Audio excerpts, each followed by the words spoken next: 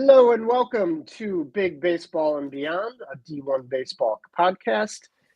His name is Burke Granger. My name is Patrick Ebert, and we are going to talk about all things Midwest college baseball with you here the next 30, 40, 50 minutes. So we've been covering college baseball in the Midwest here all season long, been talking a lot of Big Ten.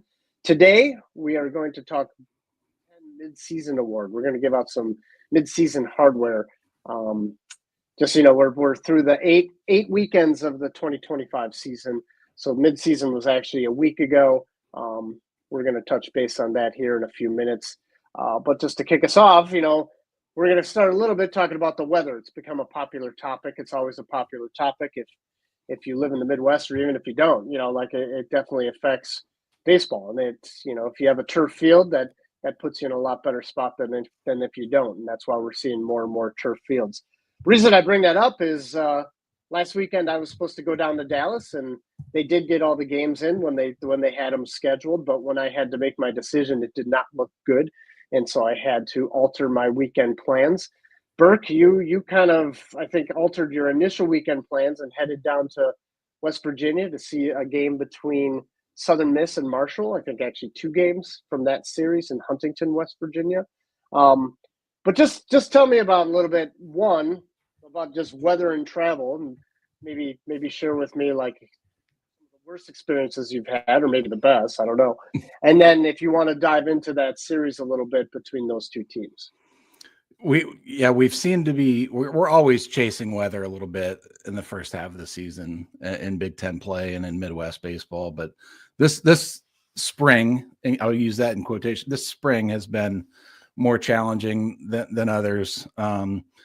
So, like you, Patrick, when the schedules come out, I pencil in like 3 or 4 different options that I'm going each weekend. And the weather kind of dictates, it'll throw out 2 or 3 of those sometimes. And then I'm down to whatever option is left. But this past weekend, I saw that a ranked Southern Miss team was going to be in Huntington, West Virginia, which is just across the Ohio River and in West Virginia. So I decided to take my second trip in 3 weeks to the state of West Virginia. Last time I saw WVU in Arizona. This time it's Huntington, West Virginia, which is, it's still, that's a good 2 or 3 hours away from Morgantown. So, but, and because it's on the Ohio River, they got so much rain there. I'm shocked that they got these games in Huntington. Marshall built a new stadium. I think they opened it last year, Jack Cook Field. It's nice. They did a great job with it. It's kind of on the outskirts of town, close enough to their football stadium and everything that they have in downtown Huntington there. But it's a beautiful field, and they were able to get all 3 games in, which was really kind of miraculous. As I was driving back, I'm seeing, flooding happening along the Ohio River. And it's really remarkable that they were able to get those games in. And then on Friday night, I saw JB Middleton, Southern Miss's ace. He's really kind of emerging as a potential, I'd say, top 50, 60, 70 pick, like late day 1, early day 2, depending on, I don't even know how many picks they do in day 1 anymore, but like that kind of range, I think he's establishing himself. He's a little bit of an unusual profile. He's like a 6-foot right-hander, 6'1", 180, but an athletic guy. His average fastball coming into this game, and this is what caught my attention, coming into this weekend was 94.5, which, yeah. But also his max was only like 98 that he popped once. So that's telling me, that number wasn't positively skewed. It tells me that he's in the mid 90s consistently and carries that velocity. He only topped out at 96 and then just had a bunch of 95s. He averaged closer to 94 in my look, but for kind of a little guy on the smaller side, he carried that velocity, very quick arm. The slider, it's a very hard slider. And you and I were texting back and forth, and you said that, on film, when you're watching him, the slider almost looks like a cutter because it's like hard. The hardest I got was 91 on it. And when it's in that 89 to 91 range, it is like a short slider or cutter. It's more effective when he takes a little bit off of it, and it's 85 to 86, and then he gets more sweep with it. So there was a few that, guys just fouled off. Right-handed hitters were just able to foul off some of those hard cutter-ish sliders. Whereas if he took a little more off it, he'd get more swings and miss. Now he got plenty of swings and miss on it. I think he got 9 on the slider alone, but he was just really cruising through the first 5 innings. I think he had 5 strikeouts and only had 58 pitches. And then in the 6th, he hit a guy and gave up he gave up 2 walks and then a kind of a bloop single to load the bases. Then he came out and the next guy cleared the bases. So all 3 runs that were inherited scored, and that kind of made his stat line look not quite as well as he pitched. But overall I came away super impressed with him. Not so much on the Southern Miss hitters. Like it was a quiet weekend at the bats for him, but give credit to the Marshall pitching staff. Bryce Blevins was their Friday guy, threw a 122 pitch complete game in the Friday game. And then on Sunday, they roll out their freshman Clint Mock, I think it is. And he tosses a complete game shutout. So the Marshall Thundering Herd pitching staff got it done in shutting down Southern Miss and beating a ranked opponent at home. And happy for Greg Beals, the former Ohio State coach, who's now the coach at Marshall, getting a big win, a big series victory against a ranked team at home. And the Marshall crowd was into it, man. Like you can foresee Marshall baseball being something to talk about in Huntington if weekends like this continue. So overall, it was just a weather be damned. It was still a fun weekend to get those games in. I'm happy that I was able to see some baseball despite the torrential downpour that was taking place in the region that banged your weekend and several other weekends for our D1 colleagues. Yeah, no doubt. I want to go back to Middleton a little bit, because I have watched him on ESPN Plus a couple of times, not just this year, but in previous years too. And Southern Miss always seems to have an accomplished ace. I think it speaks a lot to their coaching and how they get these guys, and they kind of develop. They have this history of, get him in the bullpen, get him experience, get him built up, and then guys like Middleton, 3rd year in college, he's suddenly the staff ace. Reminds me a little bit of Nick Sandlin when he was with Southern Miss. Smaller guy with big stuff. You mentioned the slider and the cutter, and because I saw the same thing, and I was wondering, is it 2 different pitches that he actually throws? Does he alter his grip slightly on that pitch, or are they both labeled a slider and it's just how he manipulates it? But I just find him fascinating because I've watched him pitch, and I really like just how he goes about things, and he's getting better because that's obvious, and just how much he's commanding too with his fastball and the breaking ball has been really impressive. So it's been a fun development to watch. As far as the weather, sorry to interrupt, but to answer your question, I was sitting next to his advisor. Happened to be a guy that I know. I've run into him a bunch over the years, and when I showed up to the ballpark, he was down by the bullpen watching him warm up. So I know for a fact that he calls them sliders, and we were talking about that distinction of sometimes it gets a little too firm and loses the sweep action of the pitch. So just to clear that up. No, that's helpful too, because it's one of my things all the time with like a breaking pitch. You can watch it and call it whatever you want, but it really has nothing to do with what it looks like. It has to do with how the pitcher throws it. So, I mean, if the pitcher throws it like a curveball and it breaks like horizontally, more like a slurve, and it looks like a slider, you're probably going to call it more like a slider, even if he throws it more like a true curveball. So, but yeah, going to the weather, when, I had reached out to the DBU SID and mentioned that I was just kind of waiting to see what people did, and he didn't have a good answer for me, but he totally recognized that it wasn't a good situation. Heard from another guy in Dallas that reached out and told me that that the weather was iffy. And then I saw Illinois initially canceled Friday's game, not even postponed or rescheduled. They canceled Friday's game against Maryland. They ended up playing a game like 9 a.m. or 10 a.m. on Saturday morning. And then they played another game like 7 at night on Saturday or something like that. And then they day-night doubleheader. Yeah, it was just bizarre. So and then they ended up playing a third game Sunday. So they didn't truly cancel the game. And I was glad that they did that because, the system came through and baseball still could be played. But as we saw today, there's a doubleheader between Michigan State and Indiana.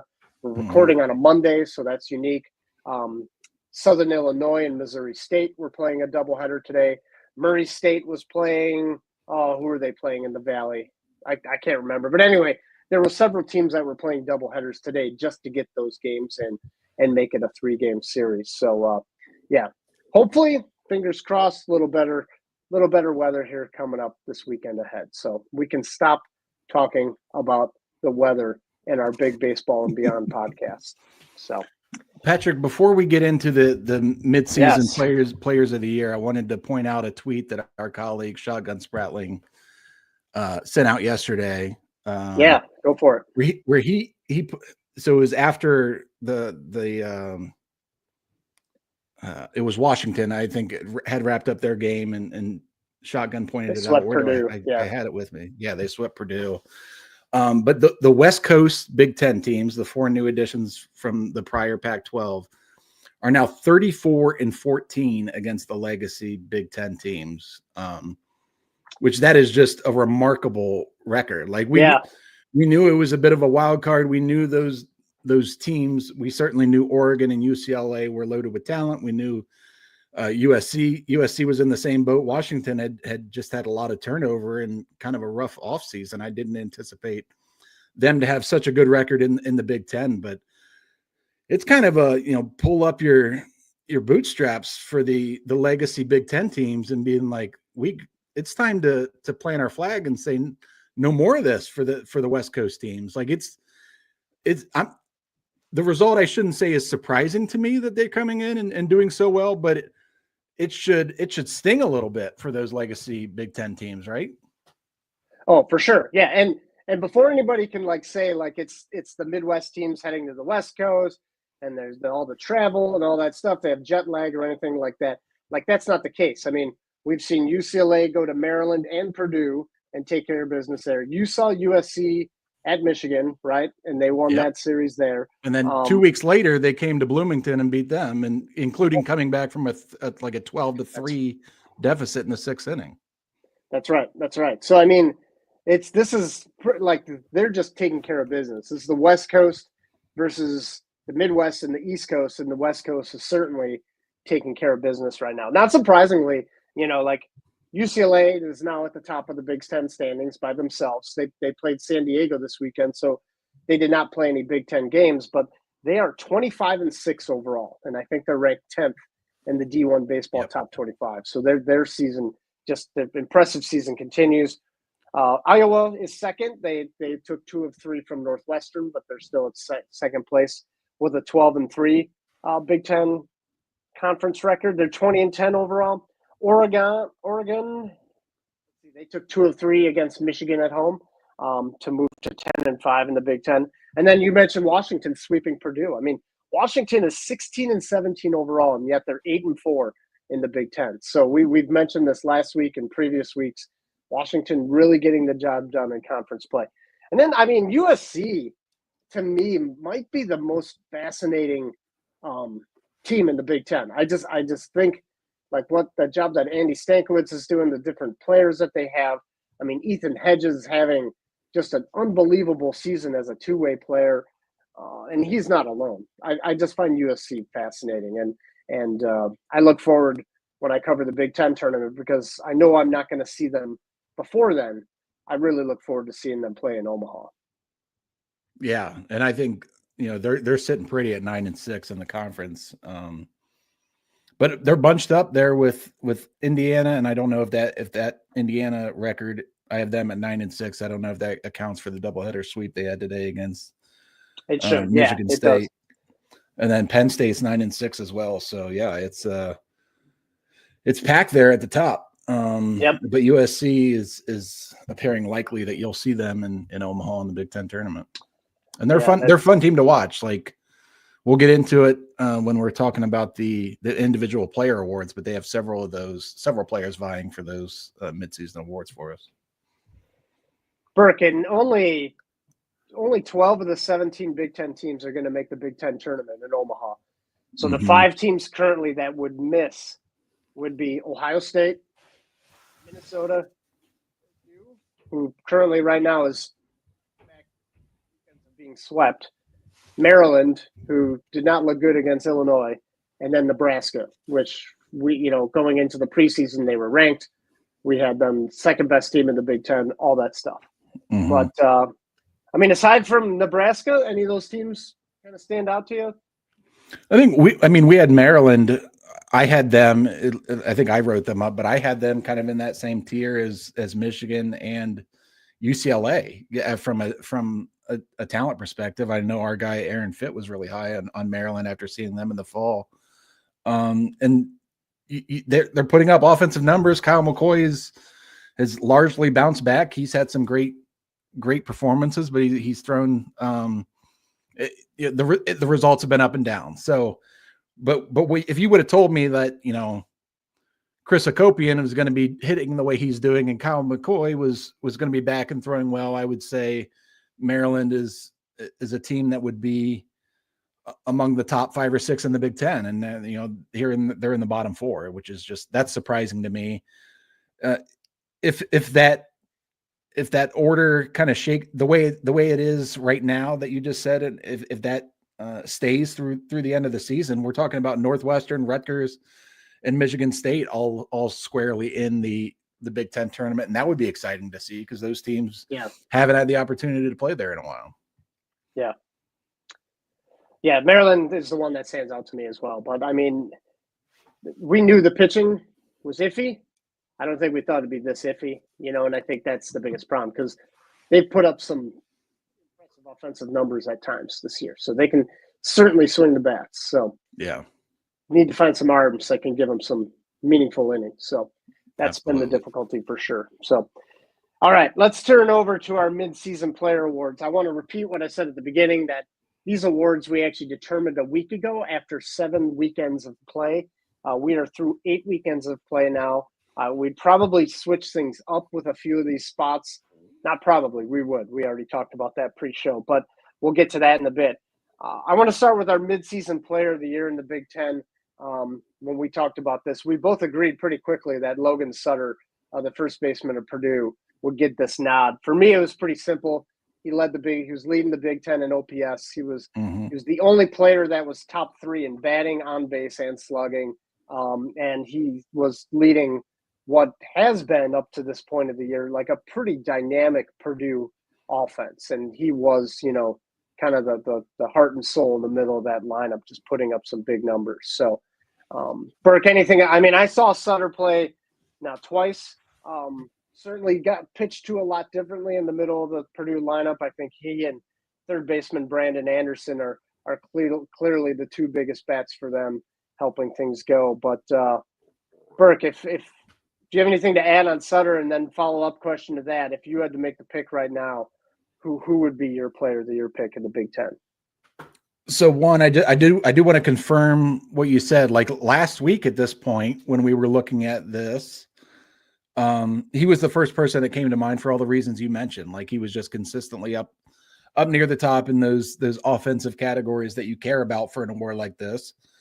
So I thought he was, through the first half of the season, the best position player, having the best year amongst the position players, and would be the pick. As we were prepping for this podcast, I'm like, well, things have changed quite a bit in the last week. Purdue went and got swept, and some of these other guys, like Ethan Hedges, who you mentioned at the top, had an amazing weekend. So now Ethan Hedges is leading the conference in OPS. He's got 11 home runs, 38 RBIs, 9 steals. And then, oh, by the way, he's a closer. And I think he's got 8 saves, which leads the Big Ten in saves. So he's only thrown like 10 innings. So they're using him as a true 1-inning closer he only goes in pretty much when they have the lead and to close out the win. But he's doing that job effectively. So I think for what he's done on both sides of the ball, he's the guy I would pick now if I had to. But there's a lot of other good candidates there, like Mason Novell from Oregon, their center fielder. He's got 15 bombs, which I think leads the conference. I saw him hit a ball 445 feet against Ohio State. And then he hit, I think, 2 or 3 home runs this past weekend in their series. So he's just been a fantastic player. Mitch Voigt, I think, is in that conversation. Rock Chalowski is in that conversation. Like, who? Yeah. If it's let's. So we both agree that Sutter is the midseason Big Ten Player of the Year. But if you had to put money on it, who do you think is going to be that guy at the end of the season, Patrick?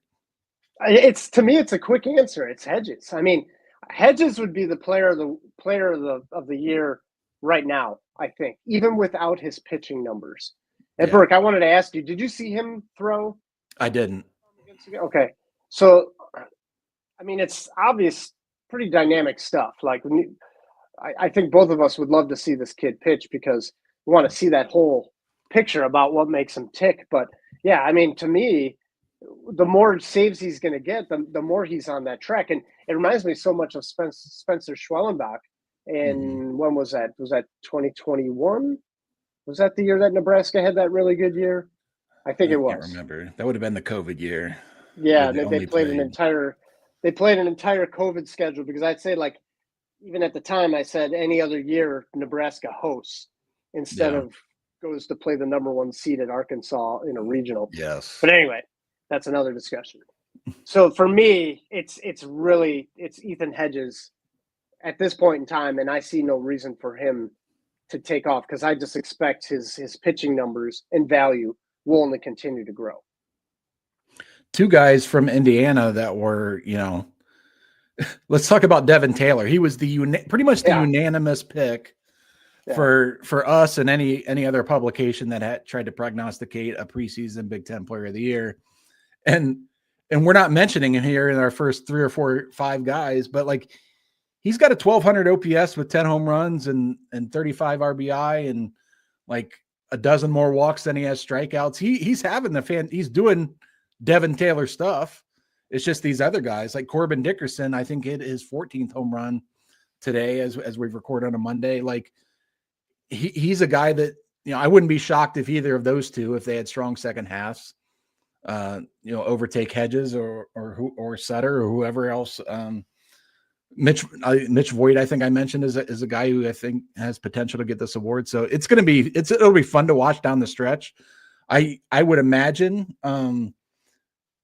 not to take away anything from what Logan Sutter has done in the first half of the year.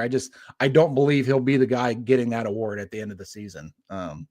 But got to shout him out for what he's done in the first half for sure. Yeah, no doubt. I'd agree with that assessment completely. And Devin Taylor, I think I want to say he started the year slow each of the past 2 seasons. Mm-hmm. So if that's the case, last year, he finished with 20 home runs. Freshman year, he finished with 16, something like that. I mean, so he's approaching 50 home runs for his career. And if what I'm remembering is correct and he has a strong second half, I wouldn't bet against him because as you and I both know from seeing him play, he is the most gifted hitter in the Big Ten, in my opinion. I don't think there's much debate about that. So, agreed. All right, moving on to the pitcher. This one might be a lot easier to discuss. The midseason Big Ten Pitcher of the Year. Burke, go ahead. Joseph DeZerwa, left-handed pitcher, Michigan State University, East Lansing, Michigan. He's been amazing. He's 5-1 with a 1.89 ERA, 11.1 Ks per 9. And this is even after, I think he's coming off probably his worst start of the year on Friday against Indiana. But it's tough to take away what he's done. He's been fantastic. We knew heading into the year that he'd be one of the best Big Ten pitching prospects, and he's really kind of exceeded those expectations. He's gotten incrementally better as his career has gone on, and we've talked about him on this podcast. It's just I'm a fan. Mark me in the Joseph DeZerwa camp. But Cade Obermueller is nipping at his heels. Like Obermueller is coming off probably his best start of the year, and the numbers, like Obermueller's striking out more guys than DeZerwa in terms. I think Obermueller's leading the Big Ten in strikeouts and K per 9. So. And that's what I didn't see from Obermueller last year and the 2 starts that I saw from him. And I know you saw him early. He was super impressive, and he's just his stock is rising for sure. And I wouldn't be shocked if he overtook DeZerwa by the end of the year if Iowa continues to play the way they have been playing. Yeah, these are the all three candidates. I mean, this is the Dennis Green moment where you say, they are who we thought they were, like Mm-hmm. Deserwa, Obermiller, and Grayson Grinzel with Oregon. I think all three left-handed pitchers, they were our three top going into the year for pitcher of the year honors in the Big Ten. I don't think that's changed one bit. I agree. It's still Deserwa number one. Obermiller's making it a closer number two. And I would say Grinzel is making it a fairly close number three. Just the innings and the role that he plays for that good of a Ducks team. I think, he's been super important. And you saw him pitch too a couple weekends ago as well. So, yeah, I saw him throw seven shutout innings against a pretty good Ohio State offense. Scoring runs has not been Ohio State's issue, and he shut down their kind of athletic offense that can beat you in a number of ways. Mason McConaughey is a guy that was probably on the short list when the season started, and then he's obviously out for the year, which was a bad break for Nebraska. Caden Hunter at USC, they're a Friday guy, has really emerged as a candidate for this award. Like JUCO transfer, just a really tricky fastball to square up, throws a splitter. Like he's a guy I missed at USC. I didn't get to see him pitch in that Friday game, but I've seen him on film a few times, and the stuff is real. The stuff is legit, and I think he'll be probably a day two draft pick in the summer. So keep an eye on him as an emerging pitcher of the year prospect. I'm gonna flip things up on you, Burke. Go with midseason newcomer of the year, because this Hunter also fits into this conversation too. So we're gonna do a newcomer and a freshman of the year. We'll start with the newcomer. You mentioned his name, so I'm just gonna say it. It's Corbin Dickerson with Indiana. He was at Louisville. I saw him in the Northwoods League last summer play for the Madison Mallards, and he put up just huge numbers. There was a lot of swing and miss to the profile, but he was hitting more home runs. He was just making better, louder contact. You can tell he was making the most of his opportunities, because he didn't get a ton of opportunities at Louisville. And certainly he went there as a pretty high profile recruit, and just he didn't win those opportunities, right? So it's not that he just got the shaft. He also didn't perform when he was asked to. So, now at Indiana, he's putting up huge numbers. He's leading the Big Ten in RBIs. I don't think there's any question that Corbin Dickerson is, the newcomer of this conference, at least the best one. But, there's still other names, including Caden Hunter. I saw Kyle Shupman, Illinois' third baseman, a couple weeks ago, and he continues to get some big hits for the Illini. And then I'm gonna leave these other names that we have written down here for you, because you have seen all of them, and I know walked away impressed with all of them.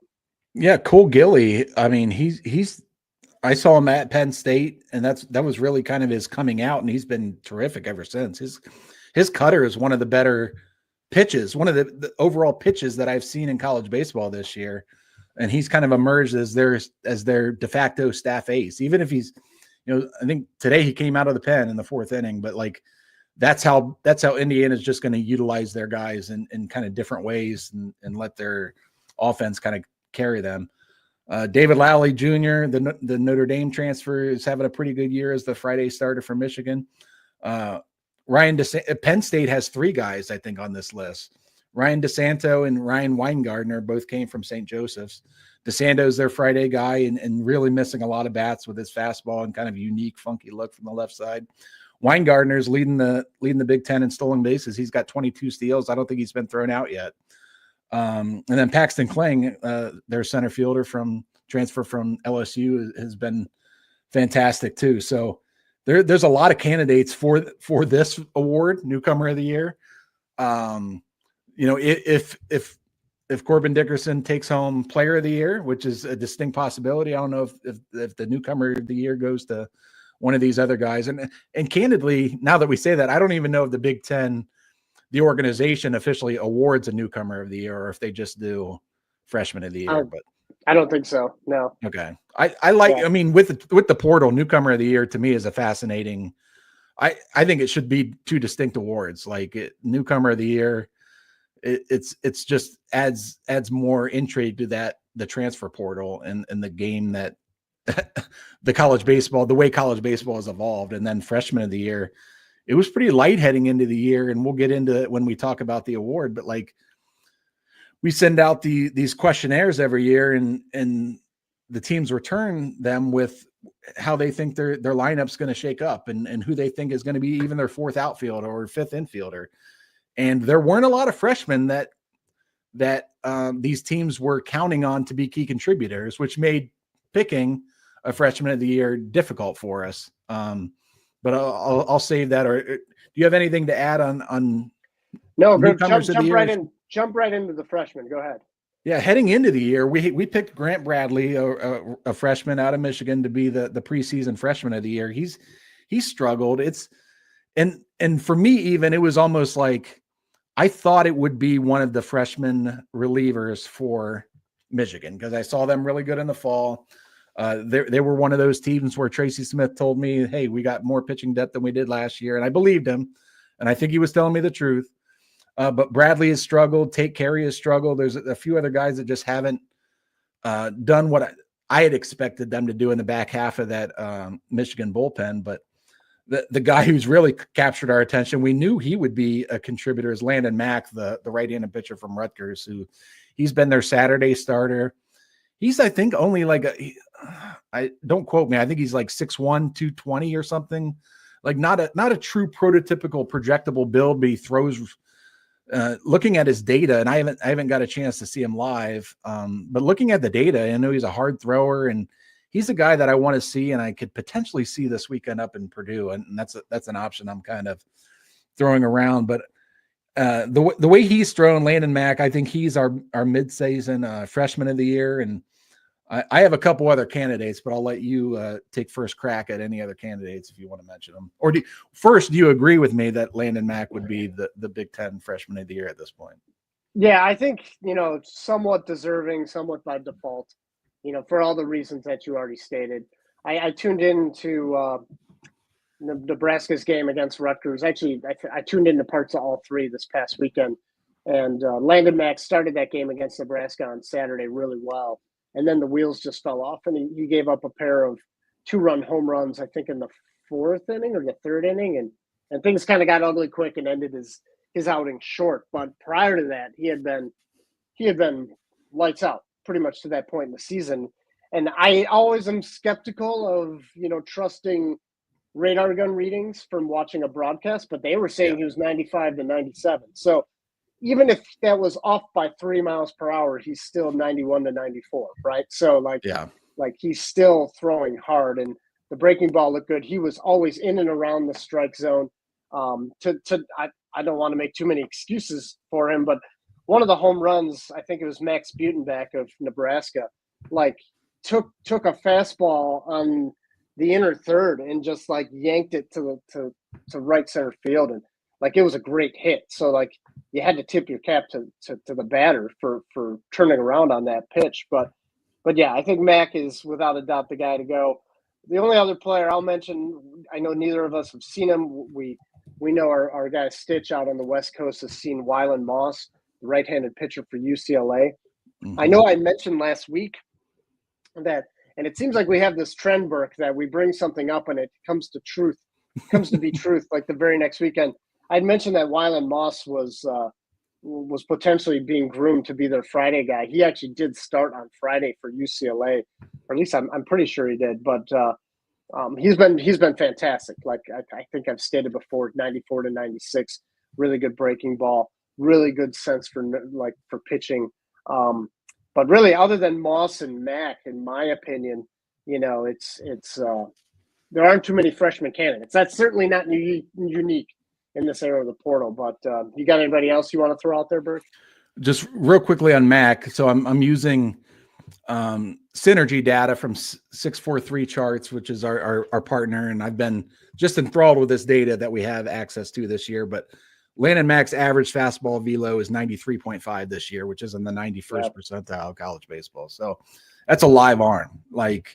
And that coming out as a freshman, even if, and I'm not saying he is, but even if he's just a thrower at this point, that's appealing to learn the pitchability over the next 2 years, assuming he's not a draft eligible sophomore next year. But two other guys, and stop me if you've heard this before, but Indiana plays freshmen. Indiana recruits Mhm. the hell out of talented freshmen, and they play them right away. And it's a pretty good bet to just, when you're picking preseason freshman of the year, to pick a top guy in Indiana. But it's also, they had a team full of veterans too, and you weren't sure where these guys were gonna fit in. So, but they have two guys that I think are having freshman of the year caliber seasons, and that's Jack Hanley. And then when I saw him at Penn State, I'm like, well, that's he was the biggest, most physical guy on the field. I'm like, that's a grown ass man right there. And at that point, he was just kind of flipping balls the other way, like for doubles. And you knew that the home runs were coming. He now has 6 home runs. I think he hit 2 the very next weekend. Just a big hulking, like 6'6", 30 pound first baseman with just a lot of power and a lot of thump in the bat. And the other one from Indiana is Cooper Malamazian. He was a draft guy out of high school. And he, with Josh Pine, who was Indiana's starting third baseman for 3 years running and then returned for his senior year, he's been out all year with a back issue. And Cooper Malamazian he's slashing 356, 429, 644, and he's third in the Big Ten in doubles with 12. So it just seems like Indiana always has these guys that emerge. And hell, even Devin Taylor's freshman year, we didn't pick him as freshman of the year because he wasn't projected to start right away. But we, always bet on these Indiana guys. They're going to get their opportunities, and if they play well, they're going to stay in the lineup. That's just the way it is. And right now, those two guys, Hanley and Malamazian, are playing really well. And Malamazian, I think, is a guy who potentially slides over to shortstop next year when Tyler Cerny gets drafted. And then he's another one of those young shortstop prospects in the Big Ten that we've talked about on our last podcast. So I'd say those two guys are in the conversation along with Moss that you mentioned. But right now it's Landon Mack's award to lose. Yeah, and just what he's given Rutgers to that rotation too. And what is Rutgers in the standing? I think they're 5-7 in Big Ten play. Because they did salvage game 3 against Nebraska. So yeah, they are 5-7 right now. Still below 500 overall at 15-17. But as we've talked before, with a lot of these teams, it's simply a matter of getting to that Big Ten tournament in Omaha and giving yourself a chance to play for the postseason, because it's a new format for the Big Ten this year. They're going to the old ACC format where you play 2 pod games leading up to the semifinals and the championship game. But still, that we've seen it every year. It's like it's rarely the projected leading team that comes away with the automatic bid. So, all right, we got one more piece of hardware, and I'm combining 2, Burke, because with the midseason award, it's always combined. But the team of the year and the coach of the year is always one and the same, because it always goes to the coach that has led the most surprising team to victory. And I wouldn't say what John Savage has done with UCLA to be surprising, but it certainly has been the most impressive. And that's why, in my mind, UCLA is the team at the midseason point of the Big Ten, and John Savage is the coach. UCLA is leading the Big Ten in the standings. A week ago, after 7 weekends of play, they were coming off of a sweep at Purdue. They were tied for the top in the Big Ten standings. They have the best overall record. They're the highest ranked Big Ten team. John Savage is the only one of these head coaches that has a national championship. I mean, and that's not the reason we're giving it to him, but I'm just saying, it's the whole package deal. I saw UCLA firsthand. I shared my thoughts last week. I thought their offense was really impressive. I think they have pitching depth. Their defense is as good as it usually is. This is just a really well-coached team. And whenever John Savage is coaching a team like this, we saw it last year when, they had one of the worst seasons under Savage's watch. And we knew that was an anomaly, right? And we recognized that they had a lot of freshmen and a handful of sophomores playing meaningful roles. Now those freshmen and sophomores are sophomores and juniors, and not surprisingly, they're all really, really good. Yeah, it's tough to argue with the success that they've had. And surprising probably isn't the right word, but I'm just impressed. Like that's probably the adjective that comes to mind. Like that team went 19-33 last year and 9-21 and a 10th place finish in the Pac-12. That wasn't overly competitive, right? Like they had a few really quality teams, but like that was they had a hard definitely time. At one point, they didn't have any teams ranked in the top 25, I think, towards the end of the year. yeah. And I think was it Arizona that squeezed in as a regional host late They or hosted, something yep. like that? Yeah. Yeah. Sorry to So interrupt. no, you're fine. But like, I just didn't see them flipping that number to that much of a plus in the win category this year. So it's hats off to what they've done. And obviously we know John Savage knows how to coach. So they would be my vote as well. If I'm playing devil's advocate and want to throw out another candidate, like what Iowa and Rick Heller have done this year has been fantastic so far. You know, we're talking about them being at or near the top of the Big Ten standings. And this is coming after a little bit of a disappointment year, because last year was the team that we thought had all the horses to win. And it was a little bit of a disappointment for them last year. And you lose two pitchers in Brody Brecht and Marcus Morgan at pro ball.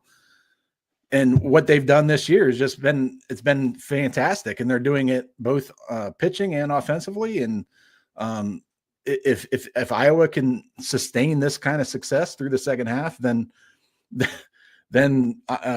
Rick Heller and is certainly going to give Coach Savage a run for his money and Coach of the Year honors. Yeah, and Iowa has the top hitting unit in the Big Ten, which is really impressive. They're batting .316 as a team. And they have those three horses at the top of the rotation. They have Cade Obermiller, they have Aaron Savory, and they have Reese Buter. They have a deep bullpen. They play really good defense. They always do play really good defense.